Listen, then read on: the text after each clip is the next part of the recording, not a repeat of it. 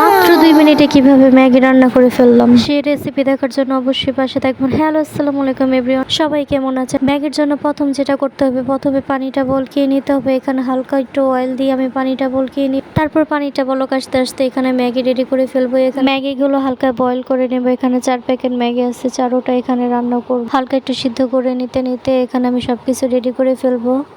কয়েকটা চিকেনের পিস নিয়ে নিলাম, হালকা লবণ দিয়ে নিলাম, মরিচের গুঁড়া দিয়ে নেবো। এখন ম্যাগির মশলা হালকা মেখে এটা একটু ভেজে নেবো। এটা ভাজতে ভাজতে ওই জায়গায় যে ম্যাগিগুলো সিদ্ধ করেছে এগুলো কিন্তু হয়ে গেছে। এখানে একটা পানিটা ঝরিয়ে নিলাম একটা ঝুড়িতে। এখানে ম্যাগির মশলা চিকেন ভাজাও কিন্তু আমাদের হয়ে গেছে। এখন পেঁয়াজ আর কাঁচামরিচটা ভেজে নেব।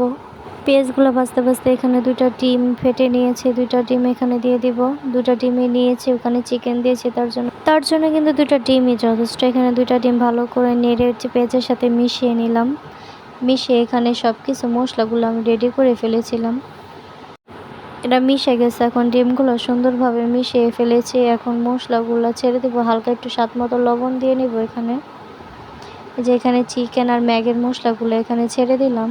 এখন সবগুলো একসাথে মিক্স করে নেব, ভাজা ভাজা করে নিতে হবে। পেঁয়াজ চিকেন একসাথে ভাজা ভাজা করে নিতে হবে ডিম সাথে।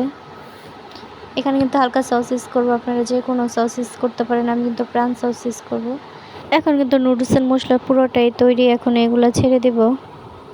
আমাদের নুডলস কিন্তু এখানে রান্না শেষ হয়ে গেছে। এখন একটু ভেজে নামিয়ে ফেলবো। ম্যাগির উপরে কিন্তু গায়ের উপরে লেখা থাকে 2 মিনিট, কিন্তু বা এটা 2 মিনিট না, আমার তো 20 মিনিট লেগে গেছে।